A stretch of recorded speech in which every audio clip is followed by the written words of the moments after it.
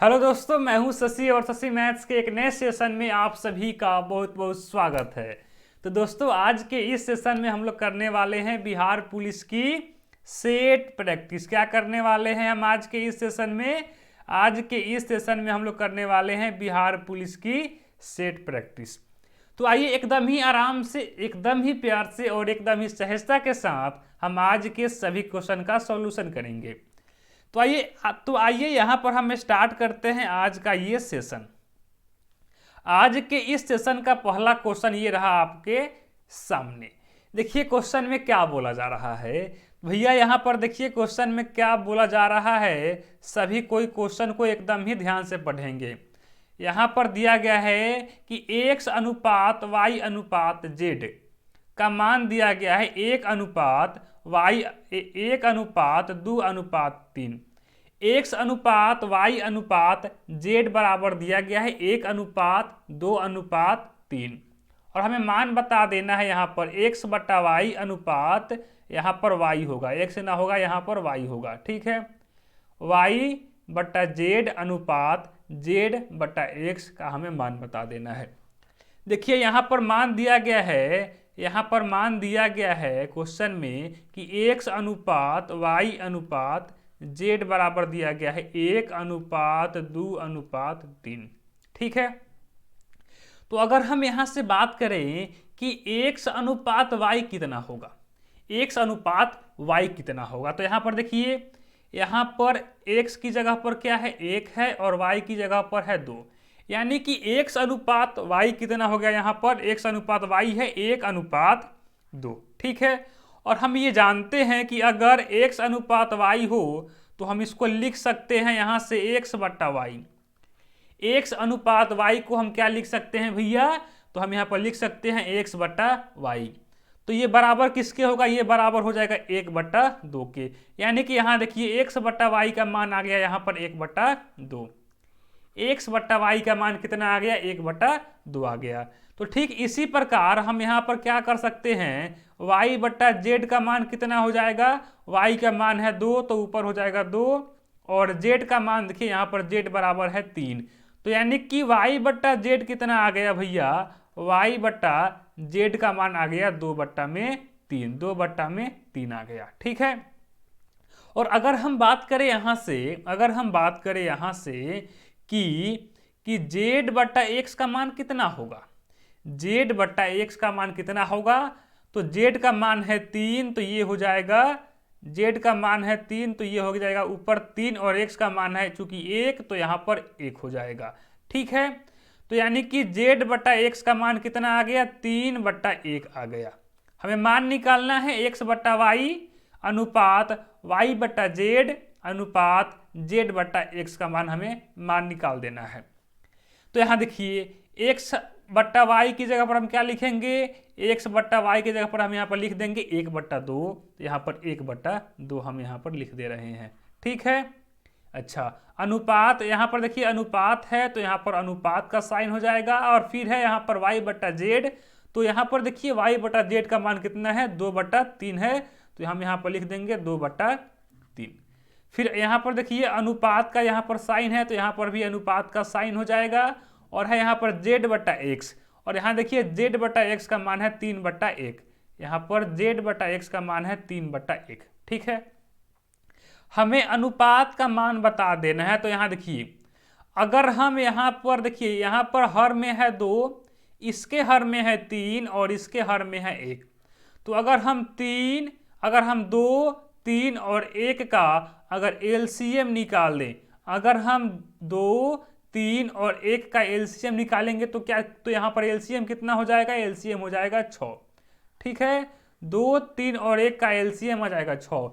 तो यहाँ जो एलसीएम आया है ना, इन तीनों में अब हम 6 से गुना करा देंगे, यानी कि ये क्या है, ये हो जाएगा अब 1/2 गुना में 6 अनुपात 2/3 गुना 6 अनुपात 3/1 गुना में 6।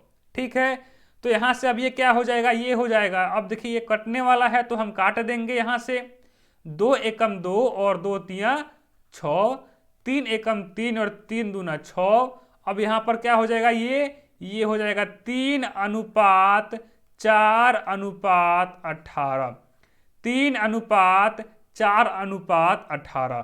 तो अगर हम ऑप्शन की बात करें, यहाँ पर अगर हम बात करें x बटा वाई अनुपात y बटा z अनुपात z बटा x का मान कितना आ गया, 3:4:18। तो अगर हम ऑप्शन की बात करें तो यहाँ से ऑप्शन सी हो जाएगा हमारा करेक्ट आंसर, ऑप्शन सी हो जाएगा हमारा करेक्ट आंसर। तो होपफुली मैं ये आप बोल सकता हूँ कि आपको जो है आज के सेशन का पहला क्वेश्चन समझ में आ गया होगा। अगर आपको समझ में आ गया है तो चलिए अब हम बढ़ते हैं नेक्स्ट क्वेश्चन की ओर। देखिए कि क्वेश्चन में क्या बोला जा रहा है। ठीक है, चलिए सभी को ही देखेंगे क्वेश्चन की ओर। देखिए क्वेश्चन में बोला जा रहा है कि यहाँ पर एक संख्या दिया गया है, ठीक है, और हमें इसमें 5 का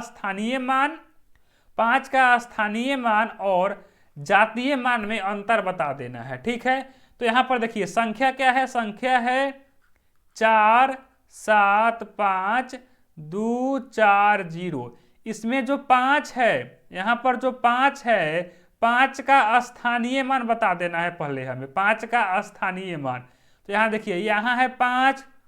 तो अगर हम बात करें इस संख्या में, इस दिए गए संख्या में 5 का स्थानीय मान, 5 का स्थानीय मान तो कितना हो जाएगा, 5 का स्थानीय मान भैया हो जाएगा यहाँ पर, जिसका स्थानीय मान पूछेगा हम पहले उस संख्या को लिख देते हैं और देखते हैं कि उस दिए गए संख्या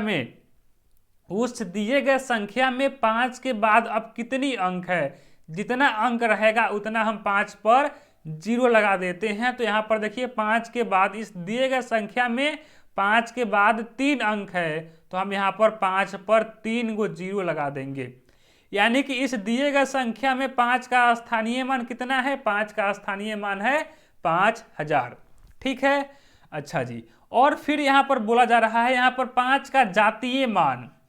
तो देखिए भैया अगर हम बात करें जातीय मान यानी कि फेस वैल्यू, ठीक है, स्थानीय मान मतलब होता है प्लेस वैल्यू, ठीक है, और जातीय मान मतलब क्या होता है, फेस वैल्यू।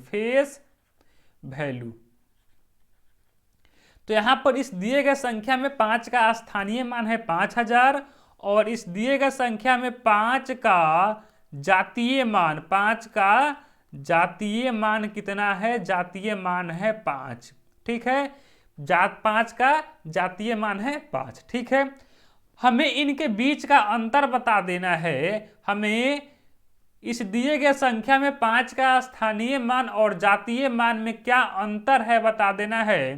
तो यहाँ पर देखिए स्थानीय मान है चूंकि 5000 माइनस जातीय मान है 5, तो ये हो गया 5 यानी कि 4995 हो जाएगा, 4995 हो जाएगा। यानी कि यहाँ पर संख्या दिया गया था, 4,75,240 में 5 का स्थानीय मान और जातीय मान में क्या अंतर है। तो यहाँ पर क्या अंतर हो गया, यहाँ पर अंतर हो गया कितना, 4,995। कितना है, 4,995। तो अगर हम ऑप्शन की बात करें तो ऑप्शन बी हो जाएगा हमारा करेक्ट आंसर। तो मैं ये आशा करता हूँ कि आप अभी जो है प्लेस वैल्यू कैसे निकालते हैं और फेस वैल्यू कैसे निकालते हैं आप सीख गए होंगे। ठीक है, अगर आपका कंसेप्ट एकदम क्लियर है तो चलिए अब हम बढ़ते हैं नेक्स्ट क्वेश्चन की ओर। नेक्स्ट क्वेश्चन रहा आपके सामने। देखिए क्वेश्चन में क्या बोला जा रहा है, सभी कोई एकदम ही आराम से, एकदम ही प्यार से और एकदम ही सहजता के साथ क्वेश्चन को पढ़ेंगे।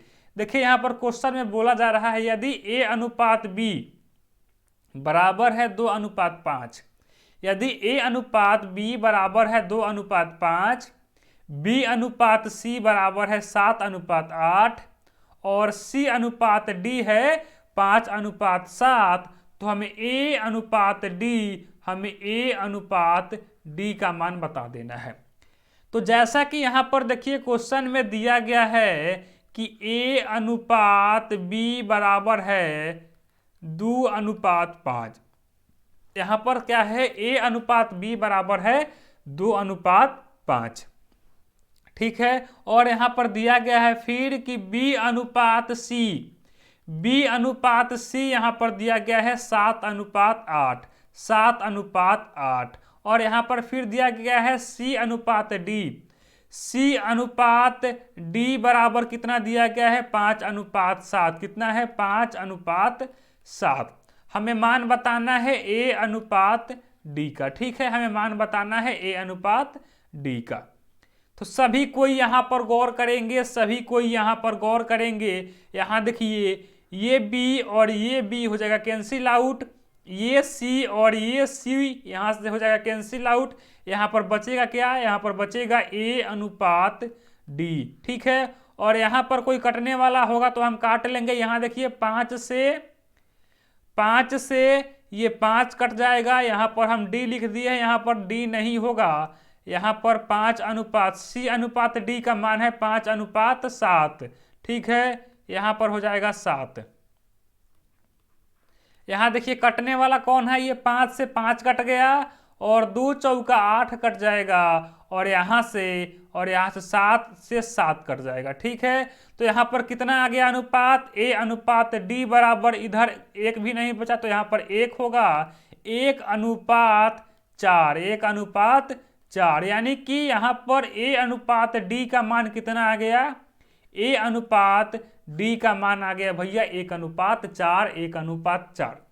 क्वेश्चन था कि यदि ए अनुपात बी बराबर है 2:5 और बी अनुपात सी है 7:8 और सी अनुपात डी है 5:7, तो हमें ए अनुपात डी का मान बता देना था। तो यहाँ पर हमने निकाल लिया है, ए अनुपात डी का मान कितना आया है, 1:4 आ गया है। तो अगर हम ऑप्शन की बात करें तो ऑप्शन डी हो जाएगा हमारा करेक्ट आंसर।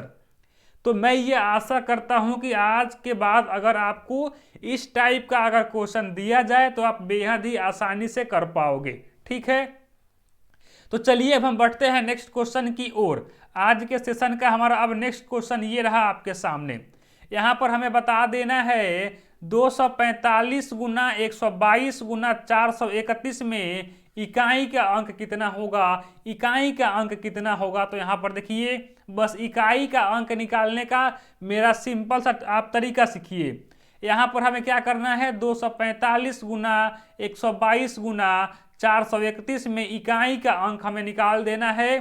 तो बस इकाई का अंक निकालने का सिंपल सा तरीका ये है कि यहाँ पर जो इकाई अंक है इस इकाई अंक से इसके इकाई अंक में गुना कर दीजिए। तो 5 में 2 से गुना करने पर कितना होगा, 10 होगा। 5 में 2 से गुना करने पर 10 होगा। तो यहाँ पर अब जो संख्या आ रही है इसके जो इकाई अंक है इसके इकाई अंक में आप इसके इकाई अंक से गुना कर दीजिए। तो 0 में 1 से गुना करने पर हो जाएगा 0, इसलिए 245 गुना 122 गुना 431 में इकाई का अंक हो जाएगा 0, इकाई का अंक हो जाएगा 0। यहाँ पर फिर से समझिए क्वेश्चन में है कि 245 गुना 122 गुना 431 में इकाई का अंक क्या है। तो सुनिए, इस यहाँ जो 245 है, 245 में इकाई का अंक क्या है, इकाई का अंक है 5 और 122 के इकाई का अंक है 2। तो इस 5 में इस 2 से गुना कराएंगे तो आ गया है हमारा मान 10। ठीक है, तो यहाँ जो अब 10 में जो इकाई का अंक है 0, इससे अब हम इस संख्या के इकाई अंक में गुना करेंगे, यानी कि 0 में 1 से गुना करने पर हो जाएगा 0, तो हमारा करेक्ट आंसर हो जाएगा 0। यानी कि 245 गुना 122 गुना 431 के इकाई अंक कितना होगा, यहाँ पर 0 होगा। तो मैं ये आशा करता हूं कि आपको जो है कंसेप्ट समझ में आ गया होगा और आपको सॉल्यूशन भी समझ में आ गया होगा। तो चलिए अब हम बढ़ते हैं नेक्स्ट क्वेश्चन की ओर। देखिए क्वेश्चन में क्या बोला जा रहा है, सभी कोई देखेंगे क्वेश्चन की ओर, सभी कोई देखेंगे क्वेश्चन की ओर कि देखिए क्वेश्चन में क्या बोली जा रही है। यहाँ पर संख्या है a अनुपात b बराबर 1:3, ठीक है, और b अनुपात c बराबर 2:5 तथा c अनुपात d बराबर है 3:7। तो A अनुपात B अनुपात C अनुपात D का हमें मान बता देना है। देखिए फिर से समझिए, यहाँ पर क्वेश्चन में दिया गया है A अनुपात B बराबर है 1:3। A अनुपात B बराबर है 1:3 के, और B अनुपात C है 2:5 के, और C अनुपात D है किसके बराबर 3:7 के। तो हमें मान बता देना है, हमें यहाँ पर मान बता देना है A अनुपात B अनुपात C अनुपात D कितना होगा, हमें इसका मान बता देना है।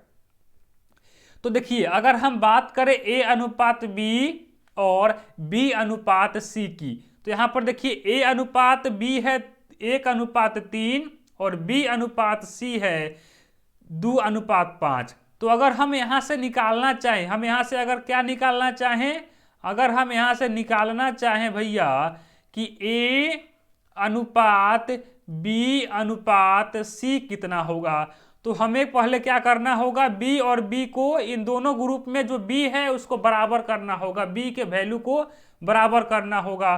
तो बराबर करने का सिंपल सा फंडा ये है कि इसमें हम क्या कर देंगे, यहाँ जो B का मान है, इस ग्रुप में जो B का मान है उससे हम इस ग्रुप में गुना करा देंगे, और यहाँ जो B का मान है उससे हम इस ग्रुप में गुना करा देंगे। ठीक है, तो अब ये क्या हो जाएगा, 2 एकम 2 और 2 तिया 6, 2 तिया 6, यानी कि यहाँ देखिए A अनुपात B का नया मान कितना आ गया, 2:6। और यहाँ से देखिए अगर हम बात करें B अनुपात C की, तो कितना हो जाएगा, 3 दूना 6 और 5 तिया 15। तो ओवरऑल देखिए यहाँ पर दोनों ग्रुप में B का जो मान है, B का मान अब क्या आ गया, बराबर आ गया। तो हम यहाँ पर क्या लिख सकते हैं भैया, हम यहाँ पर लिख सकते हैं A अनुपात B अनुपात C बराबर हो जाएगा 2:6:15। ठीक है, 2:6:15। अब हम क्या करेंगे, यहाँ से अब हम क्या करेंगे, C अनुपात D का मान निकालेंगे। यहाँ पर C अनुपात D कितना है, C अनुपात D है 3:7। लेकिन सुनिए मेरे भैया, यहाँ से अब हम थोड़ा सा दिमाग लगाएंगे, यहाँ से अब हम क्या करेंगे, थोड़ा सा दिमाग लगाएंगे। जब हमने A अनुपात B अनुपात C का मान निकाला तो यहाँ पर कितना आया है, 2:, यहाँ पर मान आया है 2:6:15। जब हमने यहाँ से मान निकाला A अनुपात B अनुपात C की, तो कितना आया है, 2:6:15। तो यहाँ पर ऑप्शन में आप चेक कर सकते हैं कि A अनुपात B अनुपात C का मान इसमें से कौन सा मैच कर रहा है। तो अगर हम ऑप्शन ए की बात करें तो ऑप्शन ए में है 2:3:5:7, लेकिन यहाँ पर A अनुपात B अनुपात C का मान आया है 2:6:15। इसलिए ऑप्शन ए हमारा सही आंसर नहीं होगा, ऑप्शन बी भी हमारा सही आंसर नहीं होगा। अगर हम बात करें ऑप्शन सी की, तो यहाँ पर देखिए, यहाँ पर देखिए मान दिया गया है ऑप्शन सी में A अनुपात B अनुपात C अनुपात D का मान दिया गया है 2:6:15:35। तो यहाँ पर देखिए A का मान है 2, यहाँ पर भी देखिए A का मान है 2, यानी कि अगर हम बात करें यहाँ से केवल अगर A अनुपात B अनुपात C की, तो कितना है, 2:6:15। यहाँ पर देखिए A अनुपात B अनुपात C का मान कितना आ गया है, 2:6:15। तो हम ये बोल सकते हैं यहाँ से मेरे भैया, हम ये यहाँ से बोल सकते हैं डी का मान निकाले बगैर कि ऑप्शन सी हो जाएगा हमारा करेक्ट आंसर, ऑप्शन सी हो जाएगा हमारा करेक्ट आंसर। यानी कि ए अनुपात बी अनुपात सी अनुपात डी का मान कितना होगा, 2:6:15:35 हो जाएगा हमारा करेक्ट आंसर। तो अगर हम ऑप्शन की बात करें तो ऑप्शन सी हो जाएगा हमारा करेक्ट आंसर। तो होपफुली मैं अब ये बोल सकता हूं कि आपको जो है कंसेप्ट भी समझ में आ गया होगा और आपको क्वेश्चन का सॉल्यूशन भी समझ में आ गया होगा। ठीक है, तो आइए अब हम बढ़ते हैं नेक्स्ट क्वेश्चन की ओर। देखिए क्वेश्चन में बोला जा रहा है कि कमला तथा विमला की वर्तमान आयु का अंतर कमला तथा विमला की वर्तमान आयु का अंतर है 14 वर्ष। 7 वर्ष पहले उनकी आयु का अनुपात था 5:7। तो कमला की वर्तमान आयु कितनी थी? तो आप मेरे बात यहाँ पर एक बात समझिए, आप सभी लोग मेरा यहाँ पर एक बात को सुनिए। अगर यहाँ पर मान लीजिए कमला और विमला दोनों बहन है, कमला और विमला दोनों बहन है, तो सुनिए मेरे बात को। अंतर अगर दोनों ये बहन है, अगर ये दोनों बहन है, तो इनके आयु का बीच का जो अंतर है यहाँ पर दिया गया है 14 वर्ष। ये अंतर जो होगा ये वर्तमान के लिए भी 14 वर्ष का ही होगा, और 10 साल बाद भी उनके आयु के बीच का अंतर मेरे भैया 14 वर्ष ही होगा, 14 वर्ष ही होगा। आप नहीं समझे? चलिए कोई बात नहीं। मान लीजिए कि ये आपका भाई है और ये आप हैं, ठीक है, और आप दोनों के बीच का अंतर है 5 वर्ष। सपोज करिए कि ये आप हैं और ये आपका भाई है और आप दोनों के बीच का अंतर है 5 वर्ष। तो आप दोनों के अंतर का अंतर जो है 5 वर्ष का है, ये 50 साल बाद भी आपके और आपके भाई के बीच का अंतर जो होगा 5 साल का ही होगा, 5 वर्ष का ही होगा। ठीक है, आप कॉन्सेप्ट को समझे हैं एकदम? आप कॉन्सेप्ट को एकदम समझे हो? अच्छा जी, तो आइए अब हम बात करते हैं क्वेश्चन पर। देखिए, कमला तथा विमला की वर्तमान आयु का अंतर है 14 वर्ष, तथा यहाँ देखिए 7 वर्ष पहले उनकी आयु का अनुपात कितना है? 5:7 है। यानी कि देखिए 7 वर्ष पहले जो है कमला तथा विमला के आयु का अनुपात कितना है? 5:7 है। ठीक है, और इनके आयु के बीच का जो अंतर है वह 14 वर्ष है। लेकिन हम लोग यहाँ पर देख रहे हैं कि कमला और विमला के आयु के बीच का अंतर हमें लग रहा है कि 2 है। देखिए ना, 5 और 7 के बीच का अंतर कितना होगा? 5 और 7 के बीच का अंतर होगा मेरे भैया 2 होगा, यहाँ पर 2 होगा। 5 और 7 के बीच का अंतर कितना है? 2 है। लेकिन क्वेश्चन में दिया गया है कि कमला तथा विमला की वर्तमान आयु का अंतर जो है वो तो 14 वर्ष का है। हमें लग रहा है कि 2 वर्ष का अंतर है, लेकिन दिया गया है 14 वर्ष का अंतर है। ठीक है, तो अगर हम यहाँ से 1 यूनिट की मान निकाल ले, यहाँ देखिए 2 यूनिट का मान है 14, तो 1 यूनिट का मान हो जाएगा 7। ठीक है, तो यहाँ पर हमें निकाल देना है कमला की वर्तमान आयु। यहाँ पर है 5, तो 5 गुना 7 बराबर 35। और अगर हमसे पूछा जाता है कि विमला की वर्तमान आयु कितनी होगी, तो विमला की वर्तमान आयु हो जाती यहाँ पर 7 गुना 7 बराबर 49। लेकिन हमसे क्वेश्चन में बोला गया है कि कमला की वर्तमान आयु कितनी होगी, तो कमला की वर्तमान आयु हो जाएगी 35 वर्ष। तो अगर हम ऑप्शन की बात करें तो ऑप्शन डी हो जाएगा हमारा करेक्ट आंसर। तो होपफुली मैं ये बोल सकता हूँ कि आपको जो है कंसेप्ट समझ में आ गया होगा और आपको जो है सॉल्यूशन भी समझ में आ गया होगा। अगर आपको सॉल्यूशन समझ में आ गया है तो चलिए बढ़ते हैं अब हम नेक्स्ट क्वेश्चन की ओर। देखिए, क्वेश्चन में बोला जा रहा है सचिन, यहाँ पर देखिए भैया क्वेश्चन में क्या बोला जा रहा है कि सचिन और राहुल की वर्तमान आयु का अनुपात है 8:11। यहाँ पर क्या है क्वेश्चन में है कि सचिन और राहुल की वर्तमान आयु का अनुपात है 8:11। ठीक है, 10 वर्ष बाद उनकी आयु का अनुपात 13:16 होगा। उनकी आयु में कितनी अंतर है? यहाँ पर देखिए ये है सचिन और राहुल। ठीक है, इनकी जो वर्तमान आयु का अनुपात है सचिन और राहुल की वर्तमान आयु का अनुपात है 8:11। ठीक है, और देखिए 10 वर्ष बाद 10 वर्ष बाद इनकी आयु की अनुपात हो जा रही है 13:16। ठीक है, 10 वर्ष बाद कितनी हो रही है, 10 वर्ष बाद। ठीक है, 8, यहां पर देखिए वर्तमान में है इनकी आयु का अनुपात 8:11, लेकिन 10 साल बाद इनकी आयु की अनुपात हो जा रही है 13:16। तो यहां पर देखिए कितना बढ़ रहा है, हमें यहां पर लग रहा है कि 8 से 13 पर आने पर यहां पर 5 साल बढ़ा है।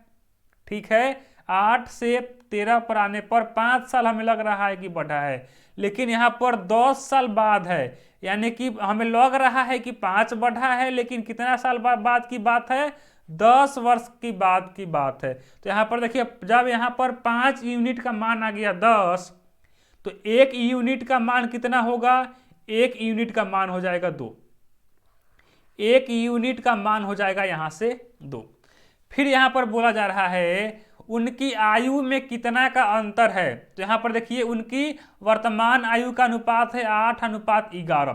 यहाँ पर उनके वर्तमान आयु का अनुपात है 8:11, और चूंकि 1 यूनिट का मान आ गया है 2, तो अगर हम बात करें सचिन की वर्तमान आयु, सचिन की वर्तमान आयु कितनी हो जाएगी, 8 गुना 2 बराबर 8 दूना 16 वर्ष। और अगर हम बात करें सचिन की वर्तमान आयु, तो यहाँ पर क्या हो जाएगा, 11 गुना 2 बराबर 22 वर्ष। ठीक है, 11 प्लस 2, 11 गुना 2 बराबर 22 वर्ष।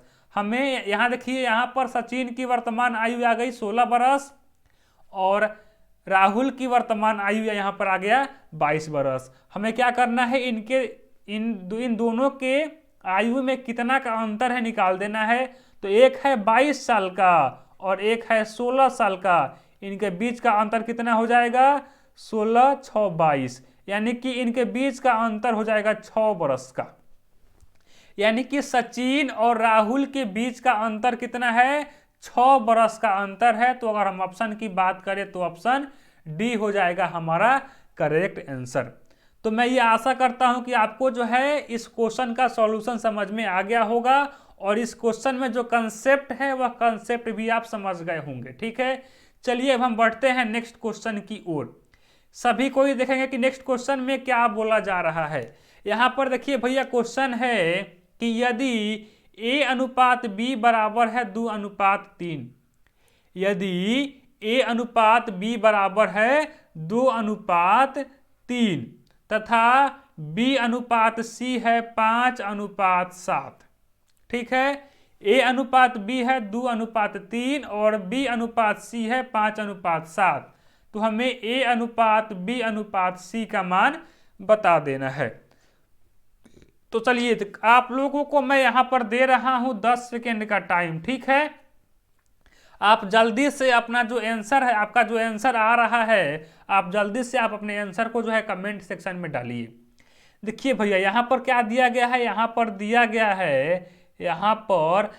गया है कि A:B का मान दिया गया है 2:3 और B:C का मान दिया गया है 5:7। ठीक है, हमें मान निकालना है A:B:C का। ठीक है, तो यहां पर देखिए अगर हम बात करें इस ग्रुप की, तो इस ग्रुप में देखिए इस ग्रुप में भी B है और इस ग्रुप में भी B है, लेकिन दोनों ग्रुप में जो है B का मान अलग अलग है, B का मान अलग अलग है।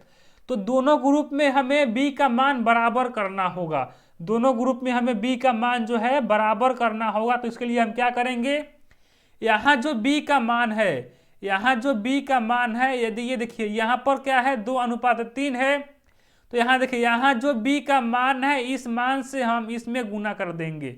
हम यहाँ से 5 से हम इसमें गुना करेंगे और इसमें हम क्या करेंगे 3 से गुना कर देंगे। यानी कि इस ग्रुप में हम यहाँ जो B का मान है 5 इससे गुना करेंगे और इस ग्रुप में हम यहाँ जो B का मान है 3 इससे गुना करेंगे। तो यहाँ पर क्या हो जाएगा, ये अगर हम बात करेंगे यहाँ से A:B की और B:C की, तो यहाँ पर क्या हो जाएगा 5 दूना 10, 5 तिया 15। ठीक है, और ये हो जाएगा 5 तिया 15 और 7 3 का 21। ठीक है, तो यहाँ पर देखिए अब दोनों ग्रुप में b का मान क्या आ गया, b का मान आ गया बराबर। तो अब हम यहाँ से आसानी से लिख पाएंगे a अनुपात b अनुपात c का मान कितना होगा, यहाँ हो जाएगा 10 अनुपात 15 अनुपात 21। ठीक है, तो मैं ये आशा करता हूं कि आपको जो है कंसेप्ट समझ में आ गया होगा। ठीक है, हम कैसे a अनुपात b अनुपात c का मान निकाले हैं यहाँ से। तो अगर हम ऑप्शन की बात करें तो ऑप्शन डी हो जाएगा हमारा करेक्ट आंसर। ठीक है, हमारा डी हो जाएगा करेक्ट आंसर। तो चलिए अब हम बढ़ते हैं नेक्स्ट क्वेश्चन की ओर। अगर आपको कंसेप्ट समझ में आ गया है तो अब हम बढ़ते हैं नेक्स्ट क्वेश्चन की ओर। देखिए भैया यहाँ पर क्वेश्चन में क्या बोला जा रहा है, सभी को यहाँ पर क्वेश्चन को एकदम ही ध्यान से पहले पढ़िएगा। यहाँ पर ये जो क्वेश्चन है थोड़ा सा हमें इस क्वेश्चन में दिमाग लगाना होगा।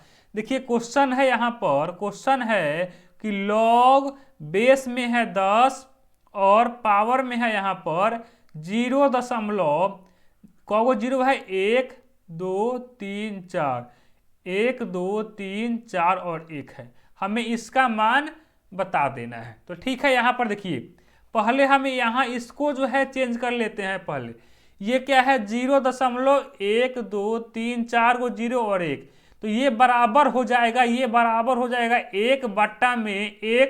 यहाँ देखिए दशमलव के बाद कौ अंक है 1 2 3 4 5 है, 5 गो अंक है, तो हम यहाँ पर 1 पर 5 गो 0 लगा देंगे। यानी कि हम इसके बराबर क्या लिख सकते हैं, इसके बराबर हम लिख सकते हैं इसको। ठीक है, अच्छा जी, इतना आप समझे हैं मेरे कंसेप्ट को, इतना आप मेरे बात को समझे हो एकदम। अच्छा जी, तो अब हम यहाँ पर क्या लिख सकते हैं, यहाँ पर है लॉग बेस में है 10।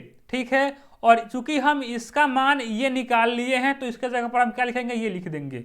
यानी कि हम यहाँ पर लिखेंगे, हम यहाँ पर क्या लिखेंगे 1 बट्टा 10 के पावर 5। यहाँ देखिए 1 पर कितना 0 है 1 2 3 4 5, तो हम यहाँ पर लिखेंगे 1 बट्टा 10 के पावर 5।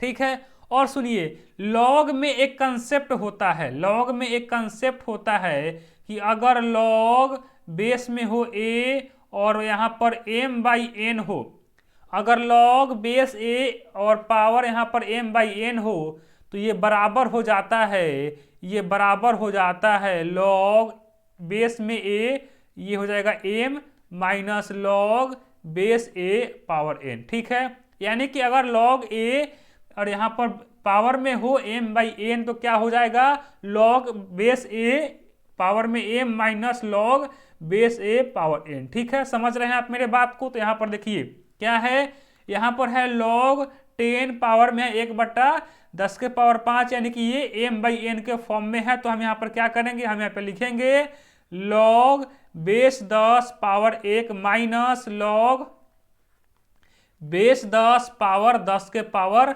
5। ठीक है, अच्छा यहाँ पर आप मेरे बात को फिर से यहाँ पर सुनिए, एक कंसेप्ट और होता है और वह कंसेप्ट क्या है कि अगर लॉग बेस में हो a और m का पावर n हो, अगर लॉग बेस में हो a और m का पावर अगर n हो तो ये बराबर होगा n इंटू लॉग बेस में a और पावर में m। ठीक है, यहाँ पर कंसेप्ट को आप देखिए क्या है कंसेप्ट कि अगर लॉग बेस में a हो और पावर में m का पावर n हो तो बराबर होगा n इंटू लॉग बेस में a पावर m। ठीक है, तो यहाँ पर देखिए यहाँ पर क्या हो जाएगा, ये हो जाएगा लॉग बेस में 10 पावर 1। यहाँ देखिए m का पावर n के फॉर्म में है, ये m के पावर n के फॉर्म में है, तो यहाँ पर क्या हो जाएगा माइनस साइन यहाँ पर पहले है तो लिख देंगे, और ये हो जाएगा 5 इंटू लॉग 10 के पावर 10। ठीक है, आप इतना कंसेप्ट को समझे हैं कि ना समझे हैं, आप समझे हैं तो अब आप आगे देखिए, ये जो है लॉग बेस 10 पावर 1 ये हो जाएगा 0, ये हो जाएगा मेरे भैया 0, यहाँ पर माइनस, और यहाँ जो है लॉग बेस में 10 पावर में भी 10 है तो इसका मान हो जाएगा 1, यानी कि यहाँ पर 5 गुना 1 बच जाएगा। तो यहाँ से अब हम क्या लिख सकते हैं, यहाँ से लिख सकते हैं -5 हो जाएगा हमारा करेक्ट आंसर। ये किसके बराबर हो जाएगा? -5 के बराबर हो जाएगा। यानी कि अगर लॉग बेस में 10 हो और पावर में ये मान हो तो इसका मान कितना होगा? इसका मान हो जाएगा -5 हो जाएगा हमारा करेक्ट आंसर। तो अगर हम ऑप्शन की बात करें तो ऑप्शन बी हो जाएगा हमारा करेक्ट आंसर। ठीक है, तो आप क्या करिए, आप जो है इस क्वेश्चन का सॉल्यूशन पहले नोट करिए और नोट करने से पहले आप आपको जो यहाँ पर दो कंसेप्ट बताई गई हैं, एक कंसेप्ट ये वाला और एक कंसेप्ट ये वाला, आप इसको भी नोट कर लीजिएगा, आप इसको भी नोट कर लीजिएगा। ठीक है, तो चलिए अब हम बढ़ते हैं नेक्स्ट क्वेश्चन की ओर। ठीक है, ये रहा क्वेश्चन आपके सामने। यहां पर क्वेश्चन में बोला जा रहा है भैया कि 4,000 रुपए पर 10% की दर से 2 वर्ष का चक्रवृद्धि ब्याज कितना होगा। फिर से सुनिए क्वेश्चन में क्या बोला जा रहा है। 4,000 रुपए पर 10% की दर से 2 वर्ष का चक्रवृद्धि यानी कि कंपाउंड इंटरेस्ट कितना होगा, हमें बता देना है।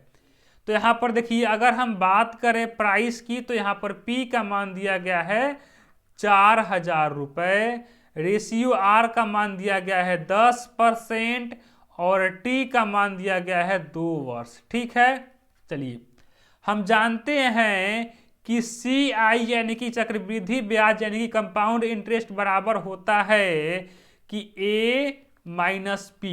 ठीक है, अमाउंट माइनस प्राइस। ठीक है, और हम ये भी जानते हैं कि A बराबर क्या होता है, A बराबर होता है P इंटू 1 प्लस R बट्टा में 100 का पावर T। ठीक है, CI बराबर होता है A माइनस P और A बराबर होता है P इंटू 1 प्लस R बटा 100 का पावर T। तो यहाँ पर देखिए, अब हम मान को पुट करेंगे, यानी कि CI बराबर हम लिख सकते हैं, यहाँ से हम यहाँ पर लिख सकते हैं A का मान कितना है, A बराबर हो जाएगा P, यहाँ देखिए P इंटू 1 प्लस R बट्टा में 100 का पावर T और माइनस P तो माइनस P, यानी कि यहाँ से CI बराबर क्या हो जाएगा। अगर हम बात करें तो यहाँ पर देखिए, यहाँ भी P है और यहाँ भी P है, तो हम यहाँ से P को कॉमन ले लेते हैं यहाँ से, तो ये हो जाएगा 1 प्लस R बट्टा में 100 का पावर T माइनस 1। ठीक है, तो यहाँ पर देखिए CI का फॉर्मूला कितना आ गया, CI का फॉर्मूला आप यहाँ पर देख लीजिए कि कितना आ गया। CI का फॉर्मूला कितना आ गया, ये आ गया आपका कंपाउंड इंटरेस्ट का फॉर्मूला। तो अब हम क्या करेंगे, अब हम डायरेक्ट फार्मूला को यूज करेंगे। यहाँ पर अब हम डायरेक्ट जो है फार्मूला को यूज करेंगे। यहाँ पर जो भी बात लिखी गई है पहले हम उसको हटा दे देते हैं यहाँ से। अब हम डायरेक्ट क्या करेंगे, अब हम डायरेक्ट फार्मूला को यूज करेंगे। अब हम डायरेक्ट क्या करेंगे, फार्मूला को यूज करेंगे यहाँ पर भैया। अब हम यहाँ पर डायरेक्ट फार्मूला का यूज करेंगे। चलिए करते हैं अब हम फार्मूला का यूज। यहाँ पर देखिए, हेलो हेलो सभी कोई देखेंगे स्क्रीन पर, सभी कोई देखेंगे स्क्रीन पर। यहाँ पर देखिए क्या है, यहाँ पर भैया P का मान दिया गया है 4,000 रुपये और R का मान दिया गया है 10% और T का मान दिया गया है 2 वर्ष। हमें CI निकाल देना है। हमें क्या करना है, हमें CI निकाल देना है। तो अभी हमने CI का लिखा है फॉर्मूला कि CI बराबर होता है P इंटू 1 प्लस R बट्टा में 100 का पावर T माइनस 1। ठीक है, तो यहाँ पर देखिए क्या हो गया, P का मान दिया गया है 4,000, तो यहाँ पर लिखेंगे हम 4,000 इंटू 1 प्लस R का मान है 10, तो यहाँ पर 10, ये हो जाएगा 10 बट्टा में 100 का पावर T, तो T का मान है 2, तो 2 माइनस 1। ठीक है, यहाँ देखिए 10 दहा में 100, यहाँ पर 0 से 0 कट जाएगा, बचेगा केवल 10। ठीक है, यानी कि 4,000 इंटू, यहाँ से अगर हम लेंगे LCM तो LCM हो जाएगा 10, तो 10 और प्लस 1 11 और इसका स्क्वायर माइनस 1 हो जाएगा ये। ठीक है, आप मेरे बात को एकदम समझ रहे हो। तो अब ये यहाँ से हो जाएगा 4,000 इंटू यहाँ पर क्या हो जाएगा, ये 11 का स्क्वायर 121 और 10 का स्क्वायर 100 माइनस 1। ठीक है, यहाँ पर अब आ गया सिंपल सा इक्वेशन, ये है 4000 इंटू एलसीएम लेंगे हो जाएगा ये 100। ठीक है, और 121 में से जाएगा 100 तो बचेगा यहाँ पर 21 बच जाएगा। 121 में से 100 होएगा माइनस तो बचेगा 21। ठीक है, यहाँ से देखिए 2 जीरो से ये 2 जीरो हो जाएगा कैंसिल आउट, यानी कि ये हो जाएगा 4 एकम 4 और 4 दूना 8, जीरो तो जीरो, यानी कि 840 रुपये हो जाएगा हमारा करेक्ट आंसर। यानी कि 4000 रुपये पर 10% की वार्षिक दर से 4000 रुपये पर 10% की दर से 2 वर्ष का चक्रवृद्धि ब्याज हो जाएगा 840 रुपये, 840 रुपये। तो अगर हम यहाँ से ऑप्शन की बात करें तो ऑप्शन ए हो जाएगा हमारा करेक्ट आंसर, ऑप्शन ए हो जाएगा हमारा करेक्ट आंसर। तो होपफुली अब मैं ये बोल सकता हूँ कि आज आपको जितने भी क्वेश्चन बताई गई हैं और जितने भी कंसेप्ट बताई गई हैं वे सभी कंसेप्ट जो है आपका डाउट क्लियर हो गया होगा। ठीक है, तो अगर आपको ये सेशन अच्छा लगा है तो आप इस सेशन को लाइक करिए और अपना प्यारा प्यारा कमेंट करिए, और अगर आपको ये सेशन अच्छा लगा है तो आप अपने दोस्तों के पास इस सेशन को शेयर करिए ताकि अधिक से अधिक लोग इस सेशन का जो है फ़ायदा उठा पाएँ। तो आज के लिए बस इतना ही, मिलते हैं अब हम नेक्स्ट क्लास में। तब तक के लिए थैंक यू वेरी मच, तब तक के लिए थैंक यू वेरी मच।